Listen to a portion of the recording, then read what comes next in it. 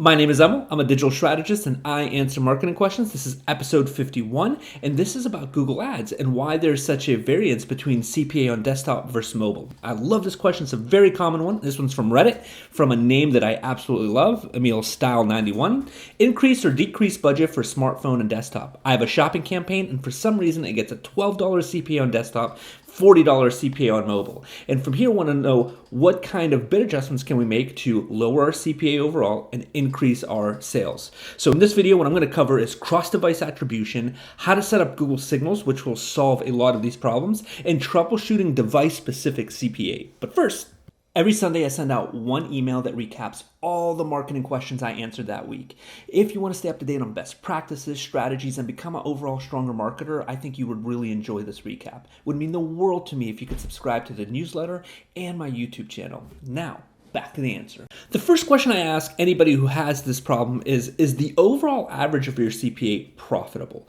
That means if you take in all of the variables, all of the good campaigns, bad campaigns, good devices, bad devices, are you still happy with that CPA? Of course, it needs to improve. Of course, we always want to get it lower, but are you currently happy? And the reason I ask this question is because if you're unhappy overall, then we can pivot with confidence. We know there's a lot of work to be done in the account, and if it's devices that are jacking up the cost, it's not possibly just a device, it's the funnel that we want to work on, but we can do it with confidence. We can attack this problem and say, okay, I know where to go. But if you're still making a healthy CPA overall, you're just looking to improve, then we know we can hold steady with confidence and we can make adjustments elsewhere. But first we need to build the infrastructure and we need to get our hands firmly around why there's such a big variable.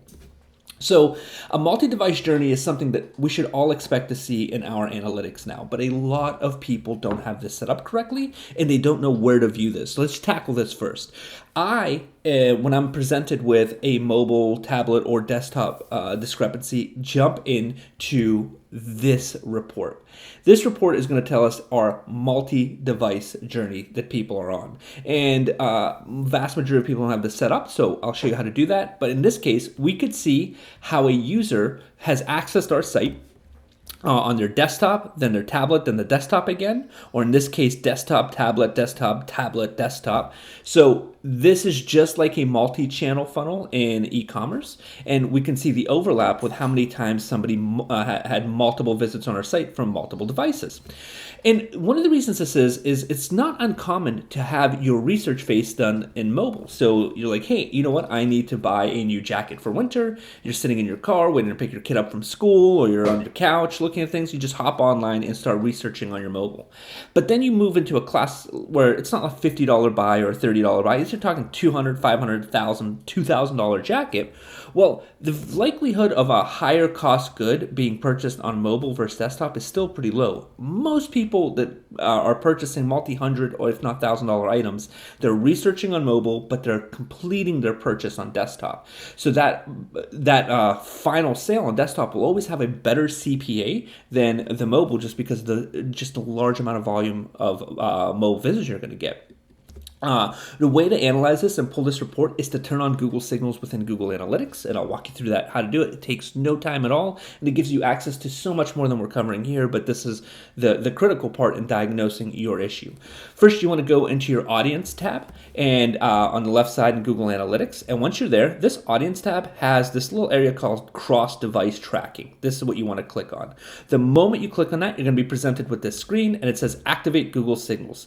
Google Signals will allow you to do new cross-device capabilities, more insights using Google Ads overall, and all existing advertising features. This is really one of the most robust features and the building blocks of Google Analytics 4. This is how you're going to get some granular insight to user behavior.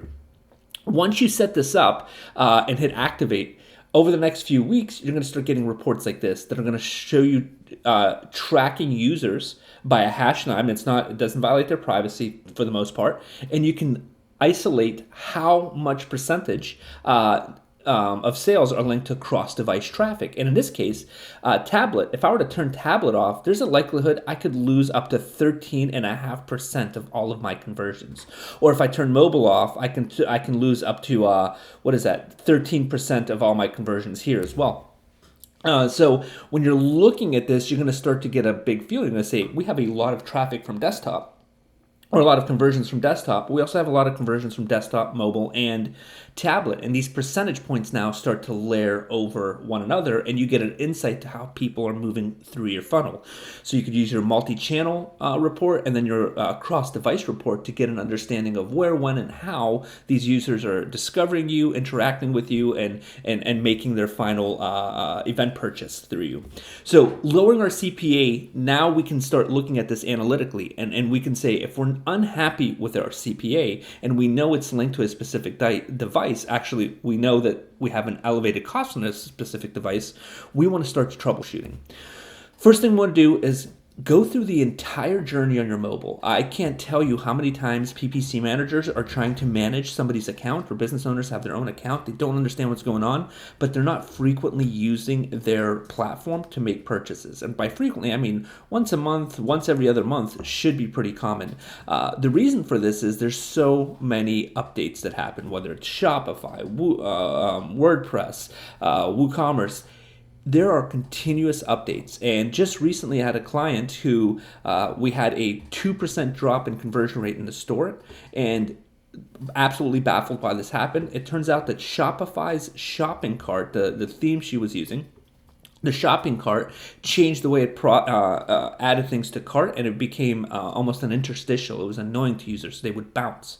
If we didn't go through this, this would have gone on for weeks without discovering it. So always check your user device experience for every user that comes through, and do this regularly. Number two, even though a site may be performing, people will undervalue how important an audit is. For your desktop, you're happy with those conversions, so you'll focus on mobile. But you won't jump on desktop and take a look at this. I don't mean you, I just mean in general, because we have so many things going on. We may avoid looking the user experience, but when we discover something that on desktop happens that will facilitate a faster sale that doesn't happen on the mobile device, or we may find that the desktop experience is quicker than the mobile experience. So all of these need to be factored in. Then we also want to get a funnel breakdown. So we have our multi-channel report we can pull. Now we have our cross-device report we can pull, and we could see which campaigns, keywords, ad groups, and what attribution models people on mobile versus desktop follow. For instance, we may see that middle or top funnel words are being used predominantly on desktop or on mobile, where bottom funnel words are being used on desktop. So now we know that the discrepancy comes from not the fact that it's the device type, but how the user is using that device. They're facilitating the last mile of that sale versus the education process. Absolutely important to get your hands around this before you make giant changes. And Google gives us incredible tools, just some elbow grease, figuring out all of the interconnected items that people are going to experience, from the ad to the user experience to the retargeting campaign. Be very cognizant of it. Just because one device has a spike in a number in a positive or negative way doesn't mean that's the cause. That could be a symptom of a much deeper rooted issue, or a symptom of a much deeper rooted positive play. So I hope this helps. If it did, it would mean the world to me if you could subscribe, like this video, comment. If you have any other questions, please let me know. And as always, good luck and happy marketing.